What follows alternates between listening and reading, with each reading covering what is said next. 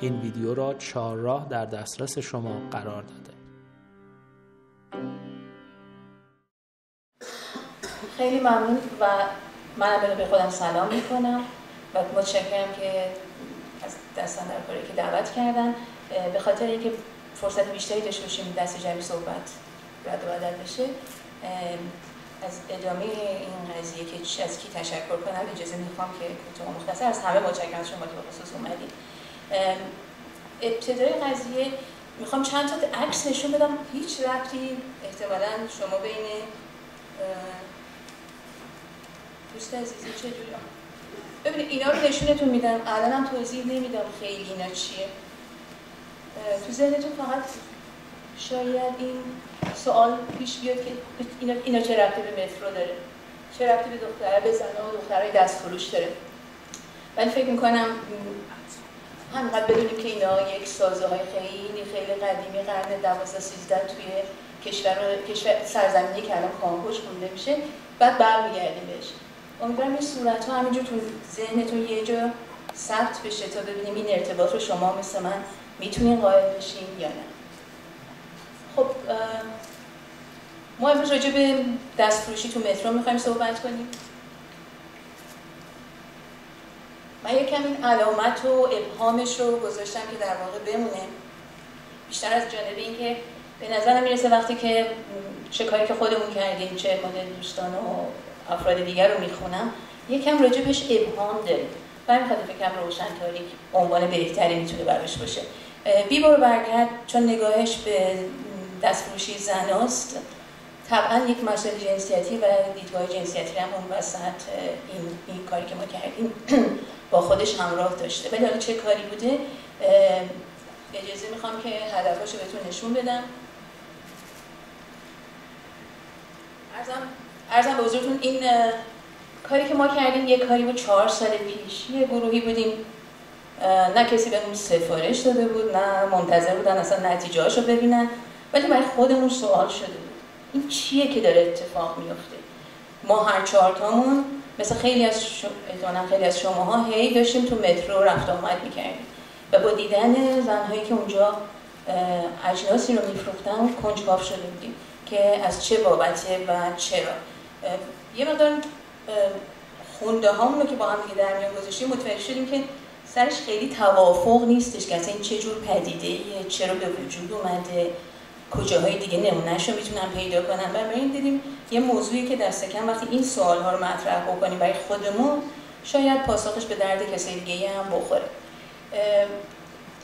دلمون میخواست در واقع این 2 تا موضوع رو یکم روش تکیه کنیم. ببینیم بین این سیاست طبعاً واگن ویژه بانوان بود، همه باش آشناییم. این ویژه بانوان به این خاطر بودش، این به دلایلی درست شده بود و با سیاست‌های همخوانی داشت که حالا ما هر کدومون به نوعی تجربهشو داریم. منتها چطور شده بود که تا تو این فضا وقت زن‌ها اومده بودن و دستفروشی می‌کردن. یه مقدار این رابطه مهم بود برامون پیدا کنیم کم و کیفشو. و بعدم به نظرم رسید که اتفاقا ازش یه استفاده خاصی داره میشه، یعنی خود اون زن‌هایی که دارن این دست به این کار میزنن مثل ما کتاب و نمیدونم دفتر و دستک و آگاهی از وضعیت آماری و سیاست‌های کلان و غیره و اینها ندارن، به صرافت طبع چیزهایی رو دریافتن که از این موقعیت که به نظر محدود کننده میاد دارن استفاده خاص خودشون تو فضای خاص خودشون میکنن. و من یکم جلوتر رفتیم. حتی نتیجه های این پژوهش رو ما یه جام عرضه کردیم توی کنفرانس سالانه‌ای بود که زنای اقتصاددان کنفرانس بین‌المللی اینا رو عرضه کردیم و بازخوردهای خوبی هم گرفتیم. منتها همینجا بگم که ما با 40 نفر مصاحبه کردیم و از خلال این 40 مصاحبه به یک نتایجی البته رسیدیم.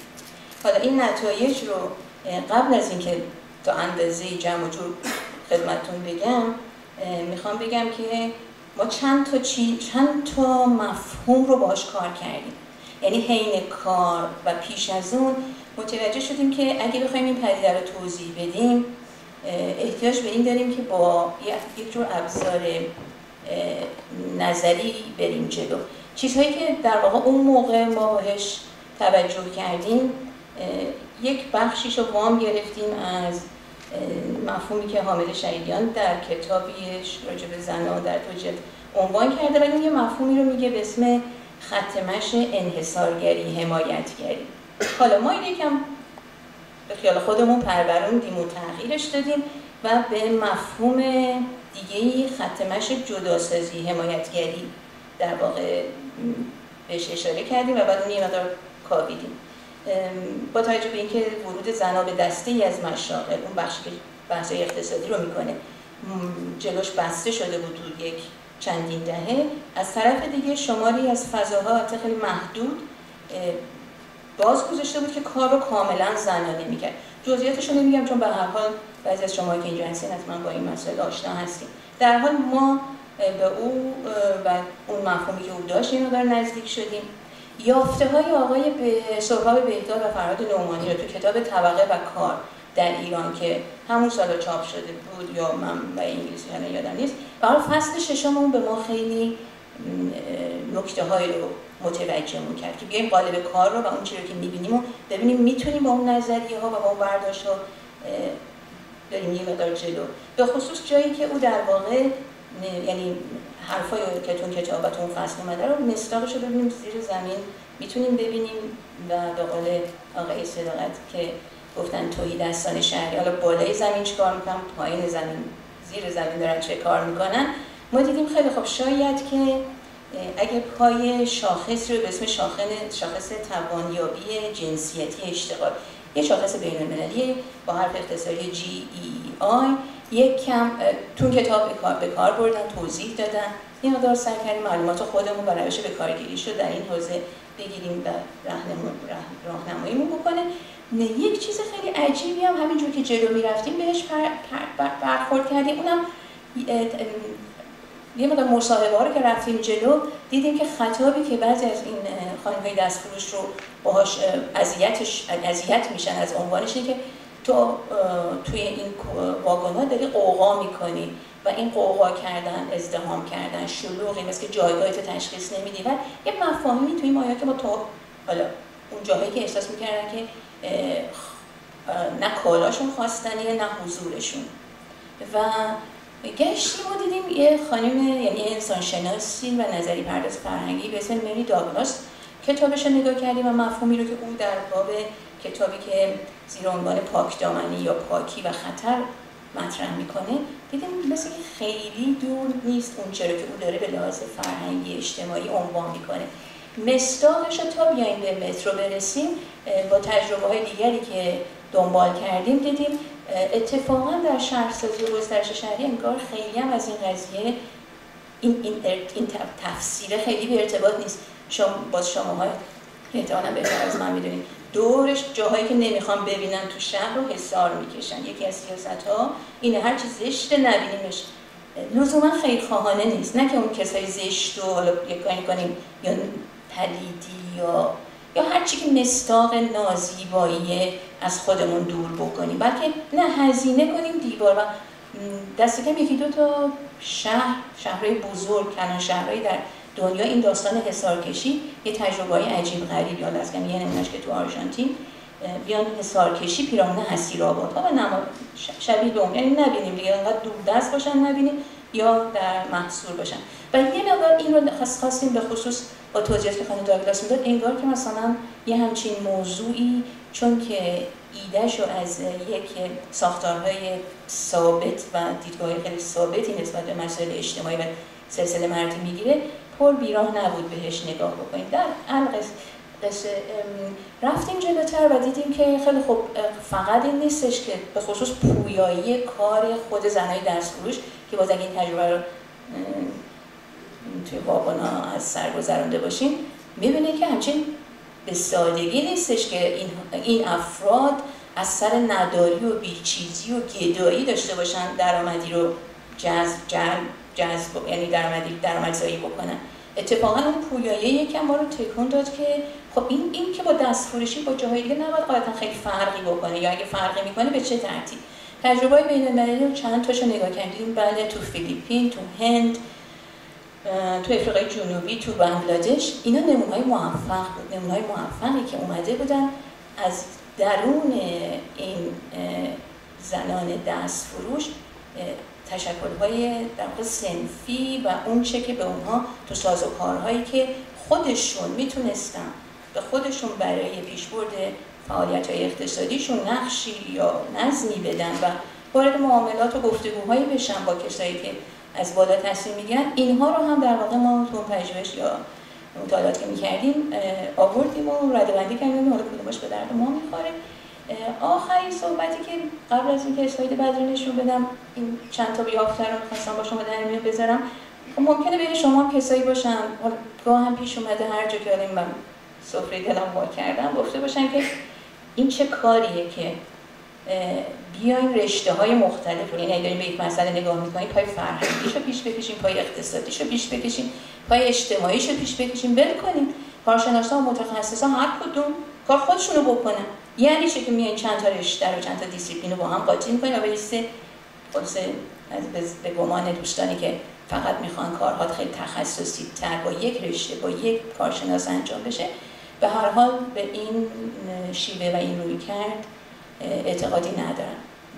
پیچیدگی چیزی مثل دستفروشی زنان در مترو اساساً ایجاب میکرد ما از چند زاویه ببینیم و خود این در واقع حالا تا ساعت 7:30 که میتونیم صحبتشو بکنیم لازم باشه یه جاهایش اشاره میشه که چرا که این فرآیند پیچیده رو بخوایم درک بکنیم، تحلیل جنسیتی رو پاشو بیاریم وسط، تحلیل طبقاتی رو، اجتماعی اقتصادی، مجبوریم که به همه این چیزها نگاه کنیم. چرا؟ چون از خلال همون گفتگو، نه که فکر کنیم گفتگوهایی که ما کردیم حالا 40 نفر بود تو 4 ماه، تمام تا امروز من خدمتتون بیام یه مقدار خیلی زیادی رفتم و نوشته‌هایی که تو این سال، یعنی تو 4 سال گذشته در اومده رو زیر و رو کردم.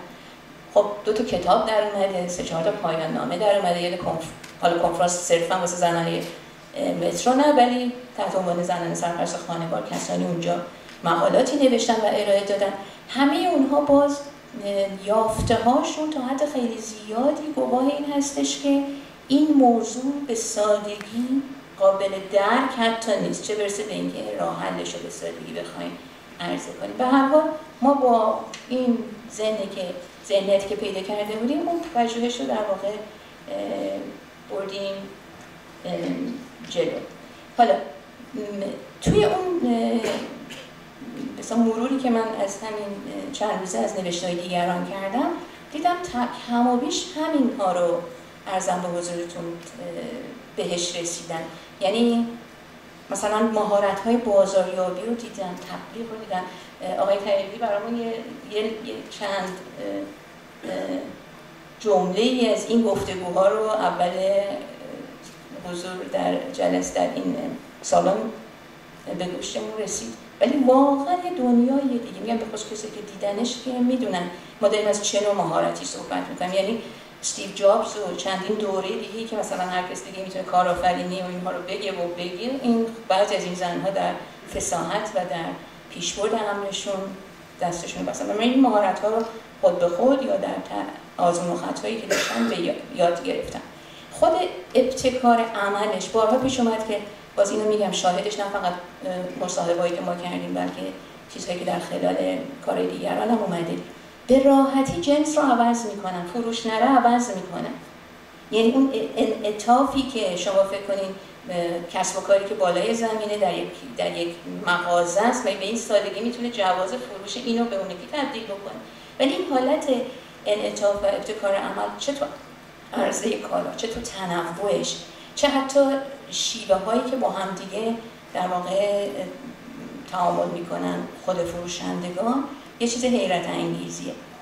همینجا هم بگم که در واقع اون بخشی که ما رو به فکر واداشت که یک سامانیابی درونی شاید پاسخ بده، جایی بودش که ما باز نه فقط این کاری که ما کردیم بلکه همه اون دیگرانی که حالا من با جزئیات این نوشته بهش اشاره میکنه میگن، شاهدش بودن، به زبان آوردن زنای دستفروش که تا چه اندازه نسبت به اینکه میگم مثلا شما نمونه رو پیدا می‌کنید ببینید که خیلی هم سرکله هم دیگه زدن، ولی من دارم میگم اون بحثی که شنیدیم و چه بسا این روند رو بشه به این شکل توضیح داد که یک همبستگی وجود داره که شاید بالای زمین بالا وجود نداره و این چه چیزی سبب این میشه. نمونه‌های ثبت شده‌ای هست باز چه در مصاحبه‌ها چه در مشاهدات، که اینها دل به دل همدیگه دادن، کار رو همدیگه یاد دادن، راه و چاه رو نشون دادن. یعنی پتانسیلی وجود داره و پدید اومده که تکیه بهش، یعنی اینکه میشه شاید که خودشون بیشتر تو کار و توی